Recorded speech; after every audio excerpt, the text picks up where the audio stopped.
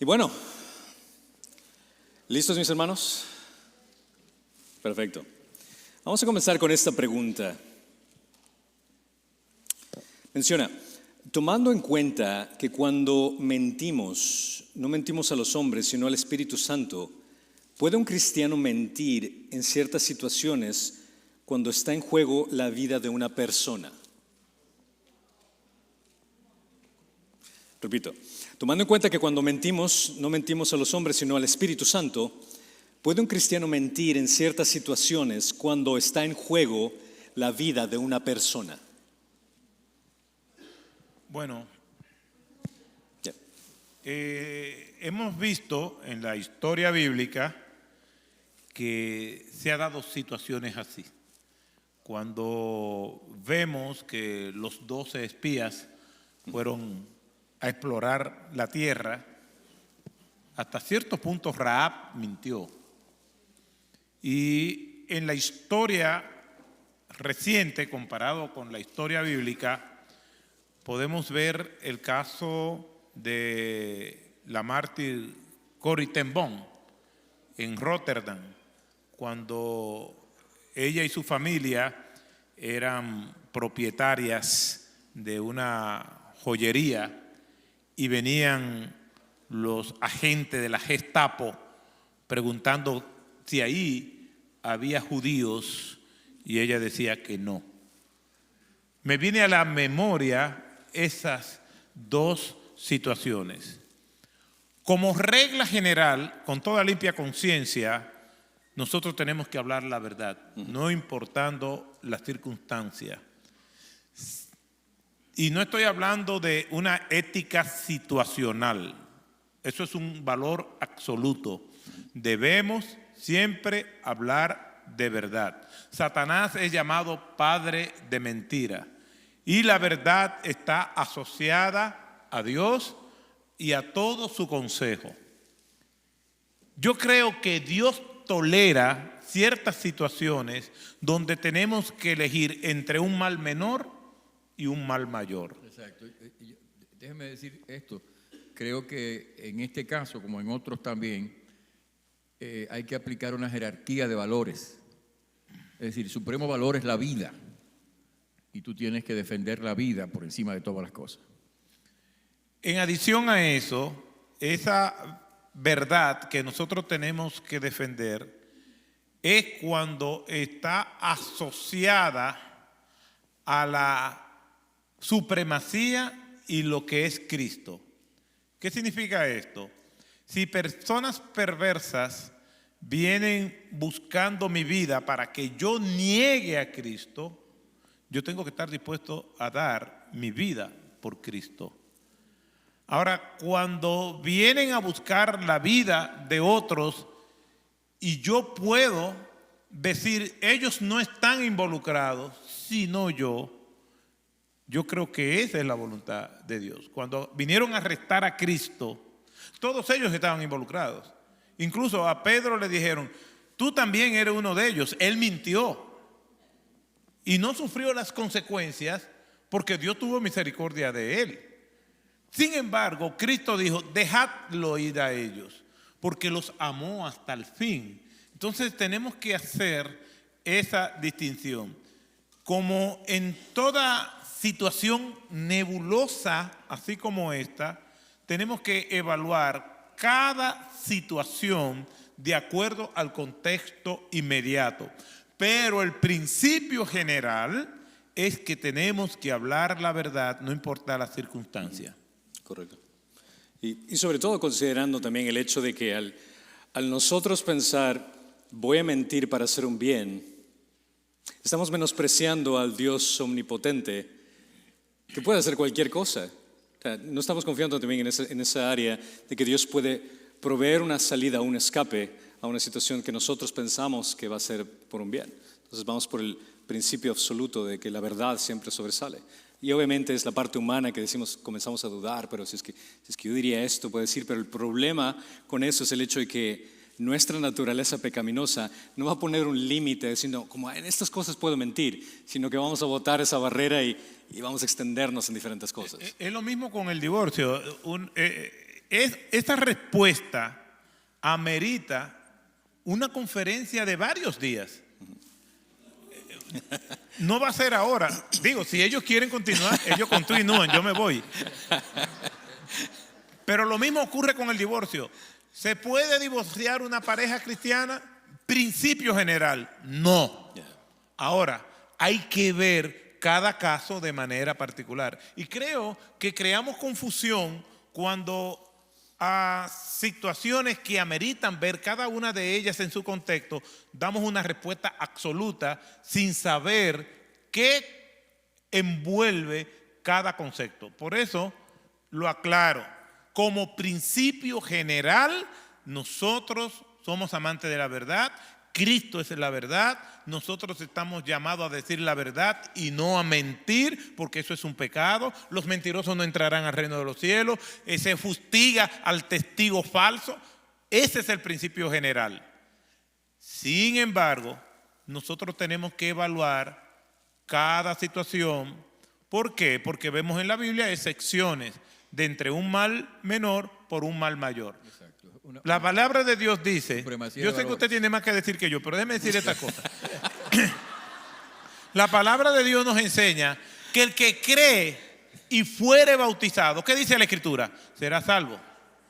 Y el ladrón que se arrepintió en la cruz fue bautizado. Imagínese usted que Jesús le dijera, mira, yo estoy dispuesto a salvarte, lo único que busca la manera de quién te bautiza. Por eso hay situaciones que deben tener un tratamiento especial, por eso que nosotros estamos viendo. Doctor, perdón. No, ya usted me quitó la inspiración, solamente insistir en que hay una jerarquía de valores y la vida es el supremo valor. Conservar, obviamente sin comprometer los principios ni comprometer la verdad, pero nosotros necesitamos siempre defender el valor supremo de la vida. Yo estoy totalmente de acuerdo. Incluso si vinieran hombres armados aquí diciendo, ¿quién es el pastor aquí? Digo, es el pastor Cristian Córdoba. Él es el pastor. Yo soy un invitado. Me siento seguro al lado tuyo.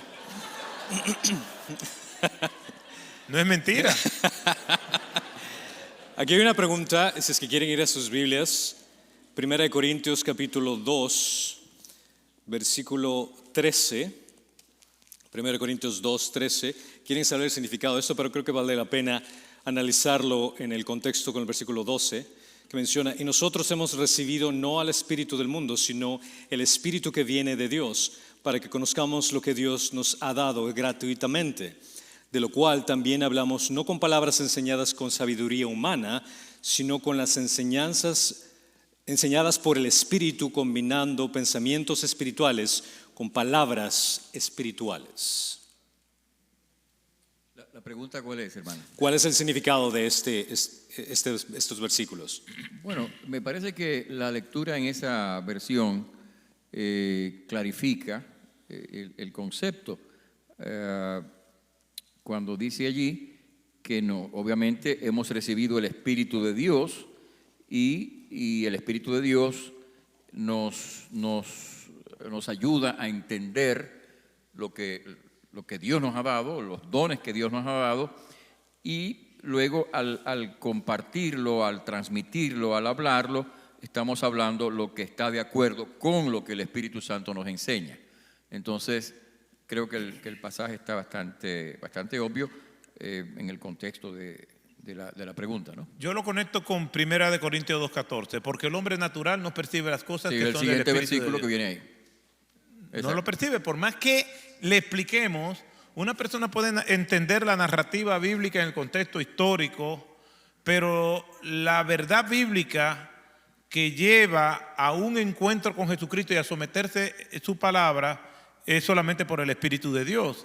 Y el que administra la palabra de Dios debe hacerlo con verdad. Cuando vamos a Santiago capítulo 3, que habla acerca de la lengua, eso se lo explicamos a todos los hermanos que murmuran, a todos los que son lengua larga. Sin embargo, Santiago capítulo 3 está dirigido básicamente a los que administran la palabra.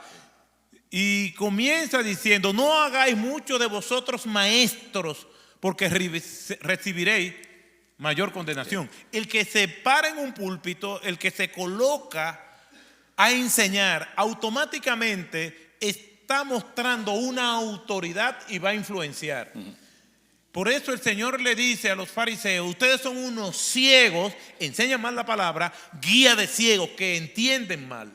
Entonces, el que va a enseñar tiene que estar seguro que lo que está enseñando es palabra de Dios, es palabra de verdad. ¿Por qué? Porque si es así, esta palabra de verdad lo va a santificar. Juan 17:17, santifícalos en tu verdad, tu palabra es verdad. Yeah. Y ahí viene la importancia de una preparación adecuada teológica para aquellos que enseñan. Porque me imagino que ustedes no van a ir a un doctor o un médico que solo tiene demasiados seguidores en YouTube o en Instagram y solo por esa razón. Me imagino que van a ir a un médico que tiene una capacitación adecuada para que sepa lo que está haciendo.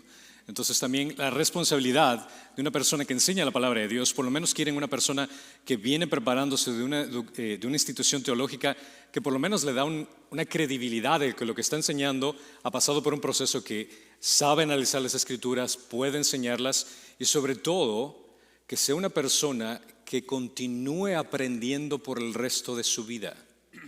Una persona que enseña tiene que estar estudiando completamente hasta que Dios lo llame a su presencia. Y nota, recién se citaba Santiago capítulo 3, que está dirigido a maestros. Y ni bien termina todo el contexto, Jacobo termina hablando sobre esta sección sobre la lengua. Después encontramos la próxima sección que empieza en el versículo 13 y va hasta el versículo 18, que es el corazón de la epístola, es el pico temático, por así llamarlo. Y ahí es interesante que está conectado con la lengua, porque después habla y dice, ¿quién es sabio y entendido entre vosotros? Muestre por la buena conducta sus obras en sabia mansedumbre. Y empieza a mostrar lo que no es la sabiduría celestial. Pero dice después versículo 17, pero la sabiduría que es de lo alto es primeramente pura, después pacífica, amable, benigna, llena de misericordia, de buenos frutos, sin incertidumbre ni hipocresía. ¿Y qué había dicho Santiago antes que también venía de lo alto?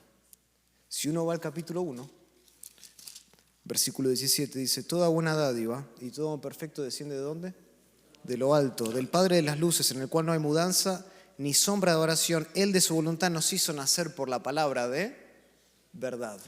Y noten la conexión entonces entre la lengua, el ministerio de los maestros didácticos en la iglesia y la importancia de que cuando uno predica, hablar y estar controlado por el Espíritu de Dios para hablar palabras espirituales que descienden de lo alto y no que se originan en mi propia inteligencia.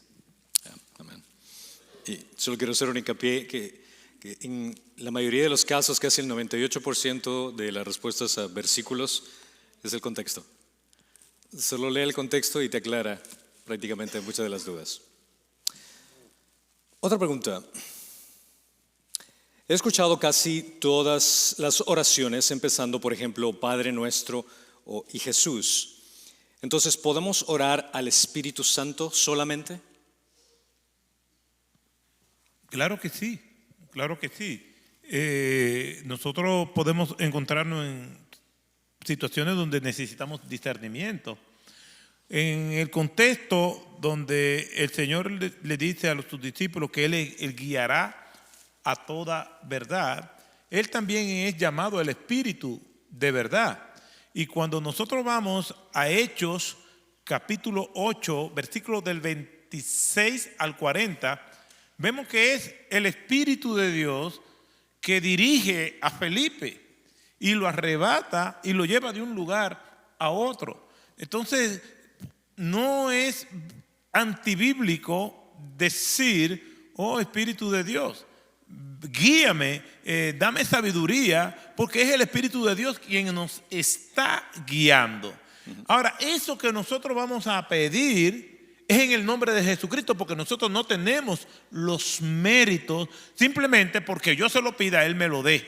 Pero no es contrario a las Escrituras por las evidencias que ya hemos mencionado. Correcto. Sí, digo, y cuando nosotros hablamos o cuando le pedimos al Señor, Señor, ayúdame, o le rogamos al Señor, en esa oración al Señor estamos incluyendo al Espíritu Santo, porque el Espíritu es el Señor, dice la Escritura. Y donde está el Espíritu del Señor, ahí hay libertad. Claro. ¿Algo más que quieran decir? Y creo que algo que... Perdón. Déjame hablar, ¿no? Déjame hablar. No, algo también que hay que aclarar. La pregunta también insinúa, no por mala intención, sino que también como que da la idea como que si fuera una división. O sea, se va a resentir el Hijo si es que solo hablo con el Espíritu Santo, o si es que me dirijo al Padre, el Hijo como que no me va a escuchar. Pero al entender que la Trinidad es un Dios, realmente no existe ningún conflicto Sí, exacto. Obviamente, cuando le preguntan a Jesús acerca de la oración, Jesús dice, ustedes oren así, Padre nuestro que estás en los cielos. Entonces oramos al Padre en el nombre de Jesucristo, bajo el poder del Espíritu Santo. Pero de nuevo, si decimos, Señor, ayúdame, estamos incluyendo al Espíritu Santo dentro de nuestra oración. Y como el Espíritu Santo filtra nuestras oraciones. Exacto. Ya, cuando queremos decir algo y el Espíritu Santo así como que, no, eso no es lo que quieres, es otra cosa. Claro, adelante.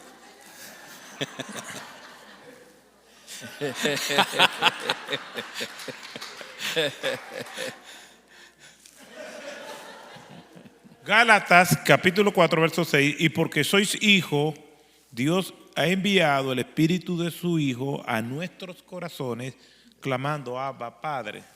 Segunda a los Corintios 3:17, ahora bien, el Señor es el Espíritu. El Señor es el Espíritu. Y donde está el Espíritu del Señor, hay ¿qué? Libertad. Hechos 16:7. Y cuando llegaron a Misia, intentaron ir a Bitinia, pero el Espíritu de Jesús no se lo permitió. El Espíritu nos habla, pero no solamente nos habla, nosotros también podemos hablarle a Él. Por eso, cuando estamos en cualquier situación, indistintivamente nosotros podemos decir, oh Dios, te pido que me ayudes, te pido que me direcciones, Espíritu de Dios, habla a mi corazón, porque es el Espíritu del Señor el que nos está guiando, es el Espíritu del Señor que ha sido derramado en nuestros corazones. No es una línea de una sola vía, donde yo soy donde Él es el único que puede hablarme, sino también yo le puedo hablar por él. Es una persona en el cual nosotros tenemos una relación estrecha. Por eso es que en el aberrante libro Buenos días Espíritu Santo, Benny Hinn habla de esto, que él habla con el Espíritu Santo. El problema no es que hable con el Espíritu Santo, es cómo se distorsiona toda la teología neumatológica como él lo presenta. Ya terminé. Sí, y en base a eso... No, ¿quería seguir hablando? No, dice que ya terminó, ya terminó. No, y en base a eso también creo que un pasaje como Romanos 8:26 nos ayuda también a comprender un poquito cuál es el ministerio del Espíritu en nuestras oraciones. Se dice, de igual manera, el Espíritu nos ayuda en nuestra debilidad, Él es el gran consolador, pues qué hemos de pedir como conviene no lo sabemos, pero el Espíritu mismo intercede por nosotros con gemidos indecibles. Mas el que escudriña los corazones sabe cuál es la intención del Espíritu, porque conforme a la voluntad de Dios intercede por los santos. A esto voy a añadir una pregunta que va relacionada. ¿Es posible escuchar al Espíritu Santo de manera audible? Yo nunca lo he escuchado. Si lees la Biblia en voz alta, lo escucharás. Exactamente. Amén. Amén. Exactamente. Otra pregunta. ¿Cuál es la diferencia entre dones espirituales y manifestaciones espirituales? Yo he hablado mucho. No, dale.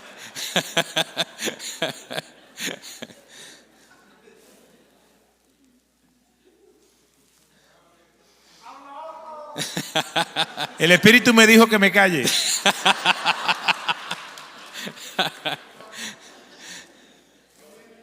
Nosotros encontramos básicamente tres Hasta que listas de los dones espirituales. Yeah. Primera a los Corintios 12, capítulo 12, del 8 al 10, en Romanos capítulo 12, del 6 al 8, y Efesios capítulo 4, versículos 11 y 12. En la mejor descripción de la dinámica y la teología de los dones espirituales lo encontramos en 1 Corintios 12. Y hay diversidad de dones, es decir, todos tenemos dones espirituales y esos dones son diversos. Y esos son los dones, los que nosotros recibimos. Ahora, la manifestación es cómo se hacen esos dones. Yo le voy a poner un ejemplo. Está el don de enseñanza. Es un don que se encuentra en la Escritura. Alguien puede ser profesor universitario y no necesariamente tener el don de enseñar la Biblia. Ahora, el don de enseñar Biblia se lo puedo contar yo de primera mano porque ha sido una de las vergüenzas más grandes que yo he pasado en mi vida. Yo me he pasado la vida enseñando y un día me invitaron a enseñar a unos niños que son los más parecidos a un anticristo, de 9 a 11 años. Niños de 9 a 11 años. Le pregunté a uno de ellos en mi desesperación, ¿cómo te llamas? Me dijo, Legión, porque somos muchos. Ay, hermano. Y yo, como enseño, como tengo grados académicos, como predico todos los domingos, enseño todas las veces a personas de distinta edad, yo entendía que yo podía enseñar a esos niños. Y esos niños se me durmieron, me sacaron la lengua, se subieron en los asientos, yo me revolqué en el piso, me volví un payaso, fue un desastre. Y Dios me humilló. Yo tengo el don de enseñanza, pero la manera de llegarle a esos niños yo no lo tengo. Después vino un joven como de 18 años, abrió un libro de cuentos bíblicos y comenzó a enseñarle, y esos muchachitos estaban absortos.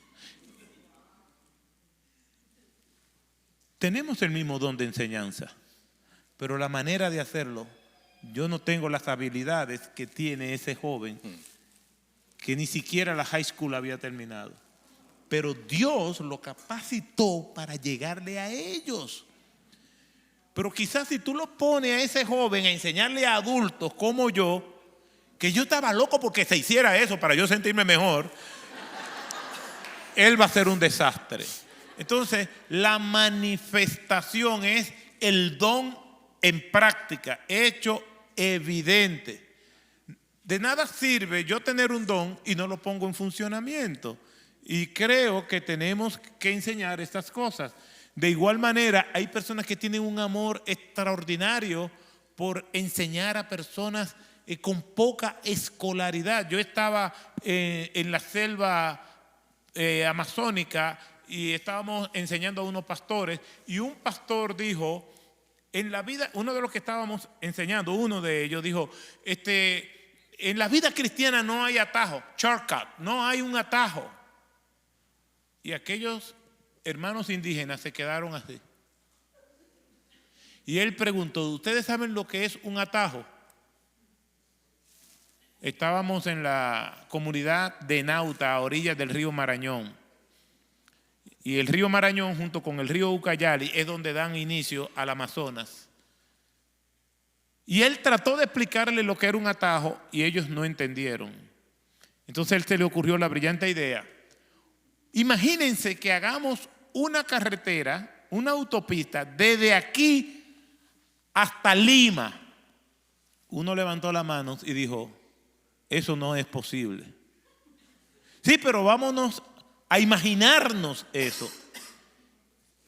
Otro levantó la mano y dijo, es que no lo podemos imaginar porque no es posible. Y yo levanté la mano y le dije, es que no es posible, para tratar de complicarle más la vida. Después se paró un pastor indígena y le dijo, no hay forma de vivir la vida cristiana a no ser que la vivamos como Cristo la presenta. Y todos entendieron. Hay personas que tienen, y lo digo porque en el ambiente de los seminarios, hay personas que tienen un nivel tan avanzado que no es que ellos no quieren bajar, sino que ese es su nivel y no tienen la habilidad de hacerlo fácil. Y hay libros que tú lo lees y tú te rascas la cabeza diciendo, yo sé que eso es en español o es en inglés, pero yo no estoy entendiendo nada. Entonces, yo pienso que la manifestación nos ayuda a nosotros poder manejar nuestros dones conforme a la audiencia o a las personas que nosotros estamos ministrando.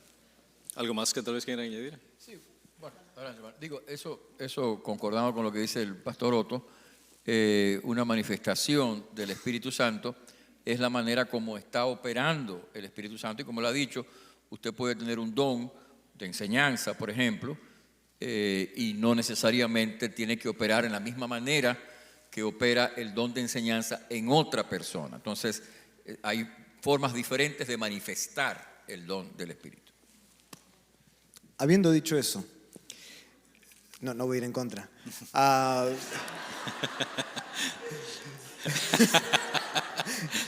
No, pero quería aclarar porque se habló acerca de la habilidad que uno puede tener y los dones. Y muchas veces cuando uno se pregunta, pues esta es una pregunta común, ¿cómo hago para descubrir el don que Dios me ha dado en la iglesia? Muchas veces Dios, cuando da ese fortalecimiento, ese empoderamiento divino para edificar a la iglesia, que ese es el fin de los dones, muchas veces utiliza habilidades que uno ya tiene. ¿Sí? ¿Qué quiero decir? Que sí es cierto lo que se dijo acerca de la enseñanza, pero también es cierto que muchas veces Dios capacita con el don de la enseñanza a aquellos que ya tienen tal vez un entrenamiento. Por ejemplo, se me viene a la memoria el apóstol Pablo. Tenía el don de la enseñanza, y no es que le vino y se borró el chip en la cabeza todo lo que había aprendido anteriormente, no, sino que se usó esa habilidad y Dios la fortaleció para después edificar a la iglesia. Lo mismo podríamos decir con el don de dar, por ejemplo.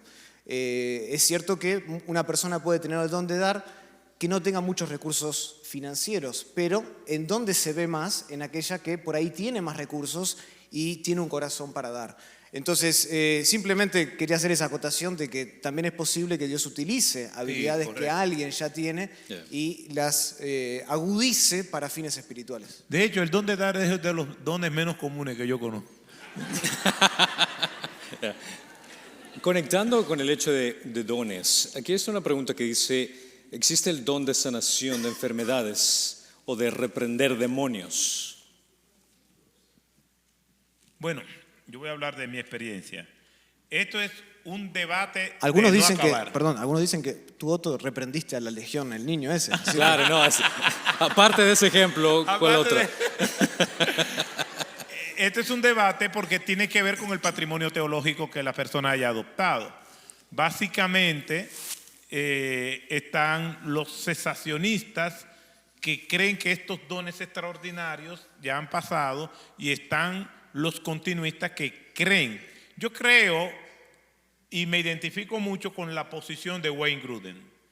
Wayne Grudem tiene un libro sobre los dones extraordinarios para el día de hoy, presenta 4 posiciones.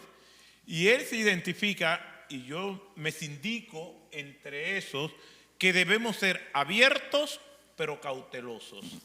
¿Por qué? Porque el abuso que hay de estos dones es extraordinario. De hecho, aún dentro de esa posible apertura que yo pueda tener, puedo decir que he visto muy pocos casos de esos dones manifestados en el orden que la Escritura así lo establece.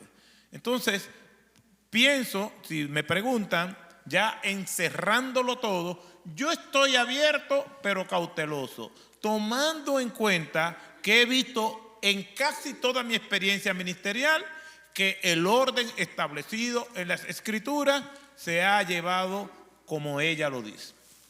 Correcto. Y por cierto, Wayne Grudem fue maestro aquí en el seminario de Phoenix.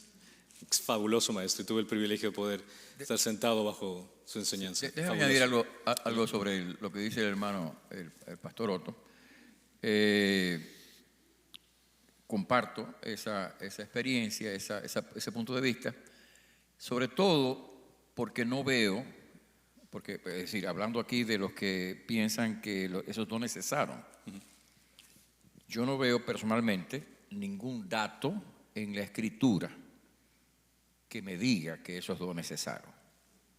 Si no los encuentro, por lo menos no encuentro en ninguna parte de la Biblia. Entonces, algunos dicen, bueno, no, lo que pasa es que dice la Biblia que cuando venga lo perfecto, entonces lo que era en parte, pero ¿quién dice que eso es lo que está queriendo decir? O sea, en el contexto del pasaje, Corintios 13, está hablando de otro asunto. Entonces, personalmente no veo en ninguna parte que la Biblia enseñe que esos dones cesaron. Si bien, como decía Otto, se ha hecho un abuso y una distorsión de estos asuntos, ¿no? Entonces creo que la posición Y otra cosa de más, apertura es importante. que también es bueno señalar que la contundencia con que esos dones se manifestaban en el Nuevo Testamento no se ve hoy en día. Y además de eso, nosotros no podemos poner como regla general lo que aún en los tiempos bíblicos no era general.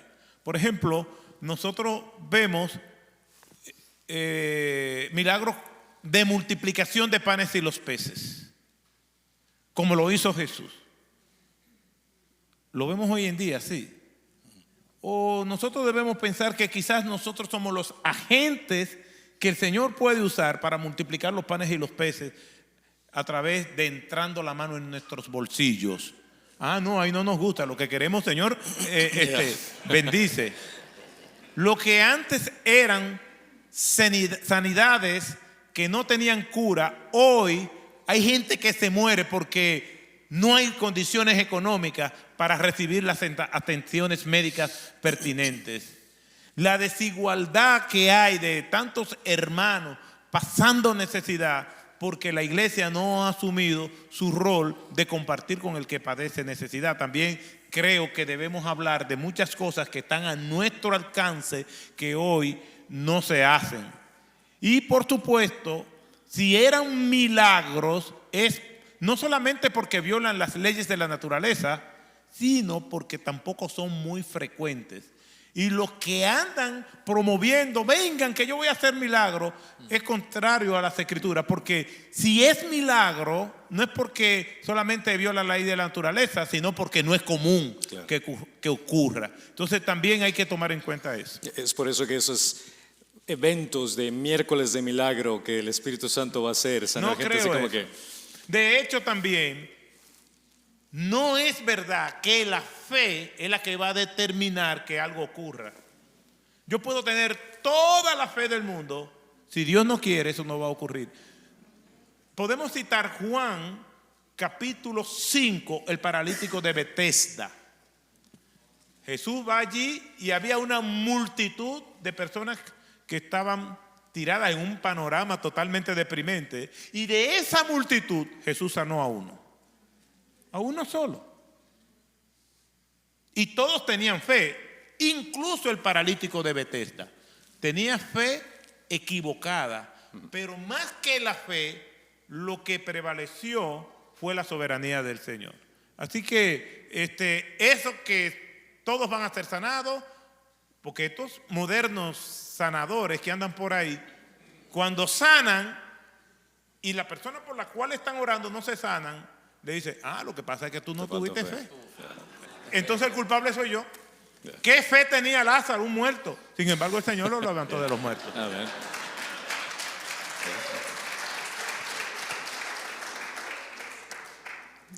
Solamente iba a agregar que tal vez la razón por las cuales nos vemos esos dones extraordinarios tan frecuentemente hoy es porque cesaron. Pero lo que quiero decir es, mi postura es un poquito diferente en ese sentido.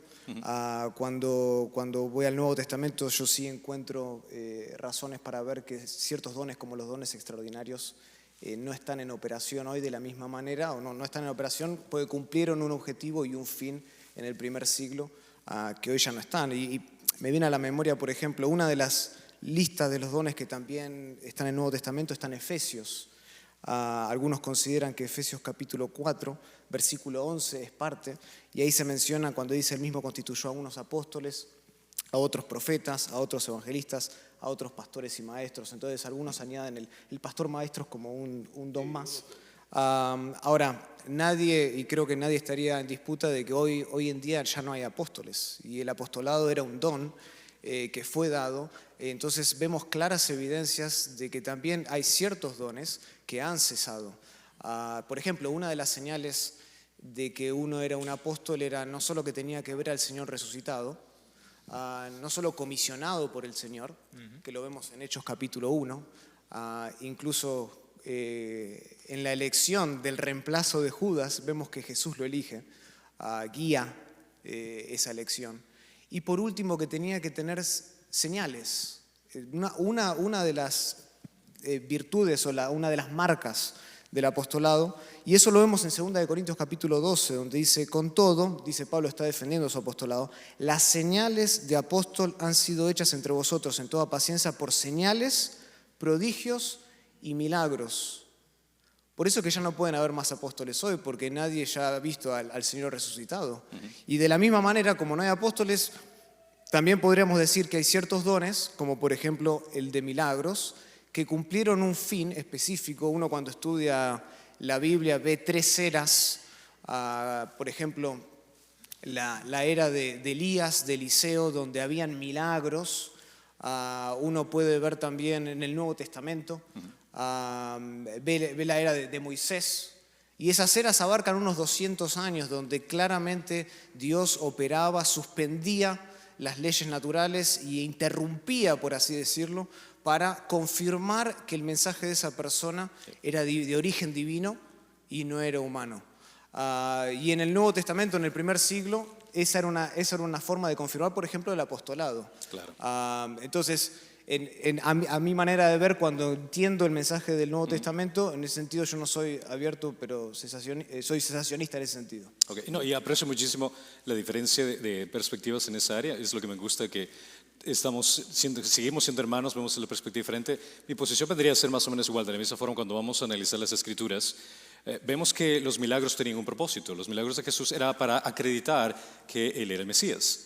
Los milagros de los apóstoles era para acreditar el mensaje que era apuntando al Mesías.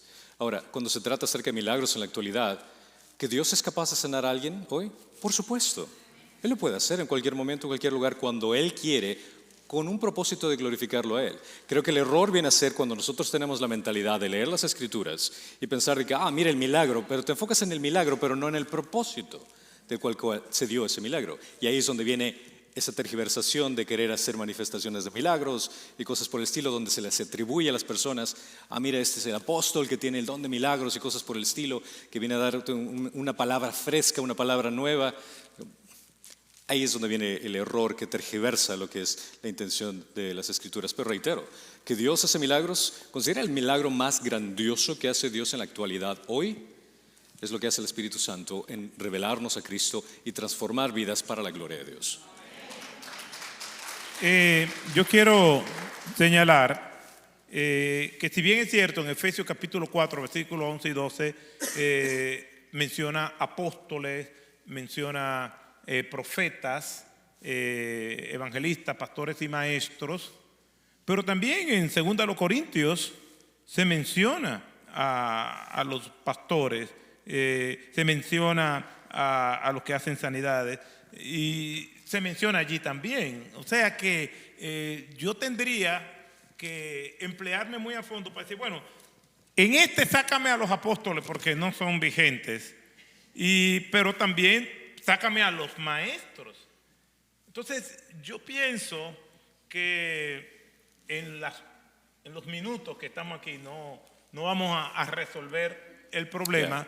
Lo que sí yo creo que es todo, o las opiniones encontradas, lo que sí yo creo que no podemos caer en el error de que, ya sea que los dones estén vigentes para exigirle a Dios un milagro a cada momento, o no orarle a Dios para que abre o para que haga un milagro. Yo no creo que conozca a nadie que tenga don de sanidad. Yo no conozco a nadie. Pero yo sí sé que en la iglesia hemos orado para que Dios sane a alguien y Dios lo ha sanado. Así es. Y eso ha sido contundente. Y el hecho de no creer que o que hayan cesado esos dones no nos da el permiso a nosotros para orar, para que Dios haga todo lo que Él quiera hacer según y su santa voluntad, aunque no lo entendamos. Amén. Amén. Amén. Aquí viene una pregunta conectada. Si ofendes al Espíritu Santo, ¿estás condenado de por vida? Con lo cual podríamos conectarla con esta pregunta: ¿qué es la blasfemia contra el Espíritu Santo? Ellos saben más de eso que yo los dos. Bueno, déjeme decir lo siguiente. Pienso que un creyente verdadero no va a cometer la blasfemia contra el Espíritu Santo porque esa acción no tiene perdón, o sea, lleva a la condenación. Por lo tanto, de plano, un verdadero creyente no puede cometer la blasfemia contra el Espíritu Santo. Sin embargo, el Espíritu Santo, la Biblia dice que nosotros o podemos, y Pablo cuando escribe sus cartas la dirige a la iglesia, o podemos apagar el Espíritu o podemos contristar el Espíritu. Entonces, apagamos el Espíritu cuando dejamos de hacer aquello que Dios nos dice que hagamos. Estamos apagando el Espíritu. O estamos entristeciendo el Espíritu cuando nosotros hacemos lo que el Espíritu Santo dice que no hagamos. Y cuando digo el Espíritu Santo dice que no hagamos o que el Espíritu Santo dice que hagamos, estoy hablando de lo que el Espíritu Santo ha inspirado, que es la palabra de Dios. Eso se da en un contexto específico. Primero, vamos a recrear el escenario. El Señor ha expulsado un demonio. Ahí están los oficialistas de la religión judía, adversos a Cristo. No solamente criticaban a Cristo por eso, exacto, criticaban a Cristo porque sanaba en el día de reposo. Criticaban a Cristo por lo que Él decía. Vivían hostigando a Cristo. Incluso en Mateo capítulo 12 el Señor hace un triple milagro. Y después de haber hecho ese triple milagro, ellos, que es evidente, ellos le dicen a Jesús: queremos que nos dé una señal. ¿Cómo que les dé una señal? Y no ven el triple milagro. Y ahí, a partir de ese capítulo 13, el Señor comienza a dirigirse a sus discípulos hablándoles en parábolas. Y sin parábolas no les hablaba. Se olvidó de ellos. ¿Por qué? Porque no solamente no tenían la sensibilidad espiritual, sino que por el odio que le tenían a Cristo, su sentido común había sido nublado. Entonces, ellos ven que Jesús libera a una persona endemoniada y ellos dicen: eso fue por Belcebú. En una abierta blasfemia a una obra que había hecho el Espíritu Santo. Entonces, blasfemar contra el Espíritu Santo es una persona que no es cristiana y que tiene una actitud hostil, empedernida, sin arrepentimiento hacia Cristo. Y por lo tanto, si esa persona es hostil a Cristo sin arrepentirse, no va a ser perdonada. Algo más. Entonces, pastor, si yo, siendo inconverso, digo de un pastor que dijo algo, que eso es por el diablo que lo está haciendo, entonces ya yo no tengo oportunidad de convertirme. No, es que el que blasfema contra el Espíritu Santo, y ahí caemos en el plano de la soberanía de Dios, nunca se va a arrepentir. No se arrepiente. Siempre va a mantener esa actitud. Recuerden que las evidencias de las multitudes, las evidencias del testimonio de Cristo, las evidencias de los apóstoles y las evidencias aún de Poncio Pilato, que era un perverso, dice: ningún mal yo encuentro en este hombre. Jesús estuvo en 4 audiencias: la de Herodes, la de Pilato, la de Anás y la de Caifás. Y solamente ellos, que eran nacionalistas, dijeron que crucificaran a Cristo, aun cuando un hombre tan perverso como Barrabás estaba siendo condenado.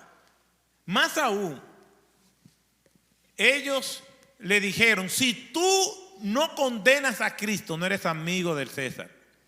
Pilato le responde: pero este es el rey de ustedes. Siendo nacionalistas, dijeron, no tenemos más rey que el César. Estas personas, el Señor en su soberanía lo había escogido para que no creyeran. Y no hubo ni un índice de arrepentimiento.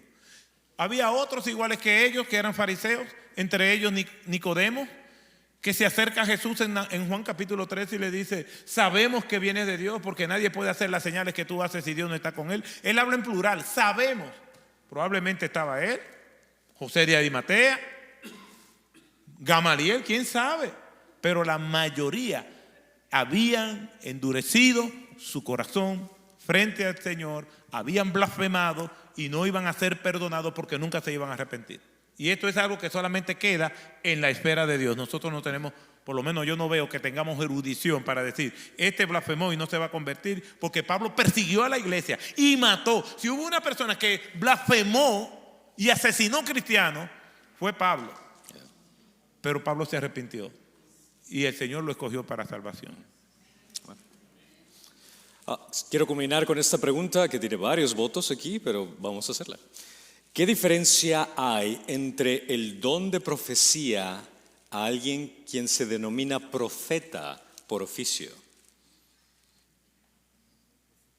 El que sabe mucho de eso es Lucas. ¿Qué diferencia hay entre en términos sencillos, para mí el don de profecía es el don de comunicar la verdad de Dios. La palabra de Dios. Pero en la actualidad hay personas que se denominan profetas. O sea, le ponen Bueno, categorías. si predica la palabra de Dios es un profeta. Claro, pero el punto que van es el hecho, algunos son pastores, pero no, yo soy profeta, al apóstol. Hoy estamos llenos de rango. Pastor no es suficiente, no, yo soy profeta. Yeah. No, yo no soy profeta, ahora yo soy apóstol. Vamos por querubines. ¿En serio? ¿Alguna opinión? Que se denominan profetas por oficio. Bueno, la profecía es la palabra de Dios. Yeah. Entonces, cuando tú predicas la palabra de Dios o comunicas la palabra de Dios, estás profetizando. Porque profetizar es comunicar un mensaje de parte de Dios. Y en el día de hoy comunicamos un mensaje de parte de Dios a través de su palabra. Claro. Y aclarar ese punto, a través de su palabra. Exacto. No de voces que la persona escucha o de revelaciones especiales que fueron extra bíblicas. Por supuesto, el Espíritu Santo guía nuestra vida, habla a nuestro corazón. Yo creo que es legítimo decir eso. Pero siempre el Espíritu Santo habla a nuestro corazón siguiendo los principios y las enseñanzas de la palabra de Dios. Nadie puede decir que ha hecho algo porque el Espíritu Santo le dijo cuando eso que hizo contradice la palabra de Dios. Claro. Nadie puede hacerlo. El Espíritu Santo nos guía hoy, pero nos guía a través de lo que Dios enseña en su revelación. Sí, para mí es interesante ver que en el Nuevo Testamento después lo que se vuelve normativo dentro de la iglesia no es tanto el título de profeta, sino que vemos pastores y maestros. Los pastores y maestros son aquellos que enseñan la palabra de Dios. La palabra de Dios, el canon ya ha sido cerrado, no necesitamos del don de profecía para poder recibir otra palabra. Digamos, la operación de profecía hoy iría atestiguaría o iría en contra de la suficiencia de las Escrituras, de cierta manera. Claro. Entonces, no veo el rango del Nuevo Testamento porque, a mi entender, ciertos dones han cesado en operación hoy en día. Claro, podríamos hacer una conferencia entera sobre esto. Pero sobre los lo dones malo es que no espirituales. podemos porque otro tiene que irse. Sí. Pero no lo veo como ese título. Lo que veo en el Nuevo Testamento, veo ancianos, 1 Timoteo 3, claro. Tito 1, diáconos, por ejemplo, vemos ahí. Lo que separa un diácono de un anciano es que es apto para enseñar. Claro. Entonces enseña lo que el libro de Dios dice. pero la profecía es cierto que era la proclamación de la verdad, pero también en el Antiguo Testamento vemos, y en el Nuevo Testamento, que la profecía es revelación de la verdad, nueva, de los misterios de Dios. El misterio, la última palabra ya nos fue dada cuando Cristo Exacto. vino a la tierra, lo vemos en Hebreos capítulo 1, es la última palabra, y hoy tenemos la palabra profética más segura Amén. aquí mismo. Mira lo que dice Timoteo en el contexto Jeremías, en el contexto del mismo Antiguo Testamento. Porque el riesgo de encontrar falsos profetas no es de hoy, siempre lo ha habido. Y dice la palabra de Dios en Jeremías capítulo 23, 28. El profeta que tenga un sueño, que cuente su sueño, pero el que tenga mi palabra, que hable mi palabra con fidelidad.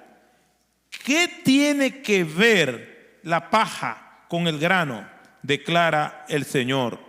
¿No es mi palabra como fuego? Declara el Señor, y como martillo que despedaza las rocas. Es decir, desde aquella época hay personas diciendo, así ha dicho el Señor, el que tenga su sueño, que lo diga. Eso va a ser palabra que se la lleve el viento, eso será nube matutina, neblina matutina, pero el que predica la palabra del Señor sabe bien que va a estar diciendo algo que permanecerá para siempre. Amén. Sí, y para aclarar y concluir ese punto, es el hecho de que aquella persona que se denomina profeta en el concepto bíblico vendría a ser equivalente a decir, como tengo una revelación de Dios, al punto de, ¿sabes qué? Abramos la Biblia, el libro de Apocalipsis, díctale. Y añadimos a la Biblia, si es que queremos ir de la definición profética de lo que hablan las Escrituras.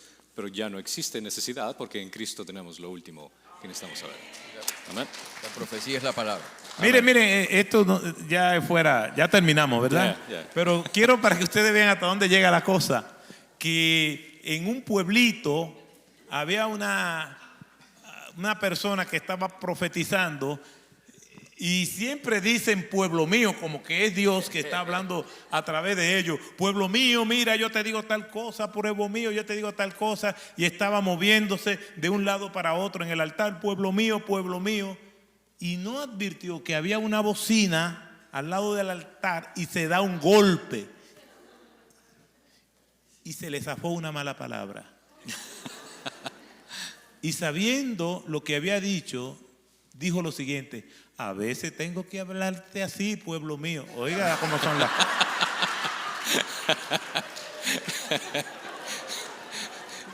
Pero es verdad. Te puedo contar 1000 cuentos de eso. ¿Cómo terminar en esa nota? Pero bueno, muchísimas gracias. Vamos a terminar en oración y nuestro último tipo de alabanza. Así que gracias, Padre Santo, Señor, te damos por este tiempo que nos has dado. Este tiempo de la oportunidad de poder exaltar al Espíritu Santo, Señor. Te damos gracias por cada una de las personas que estuvieron aquí presentes, por todo lo que has hecho en nuestras vidas y lo que seguirás haciendo por medio de tu Espíritu, Señor. Te pedimos que seas tú el que nos guíe en cada momento que abramos las Escrituras y podamos enamorarnos más de Cristo. Que nos formes y nos conformes en la imagen de Cristo, Padre Santo. Que al final de cuentas queramos glorificarte. Todo se trata acerca de ti, en todo momento, en todo lugar. Por honor y gloria de tu nombre, Señor, en Cristo Jesús. Amén.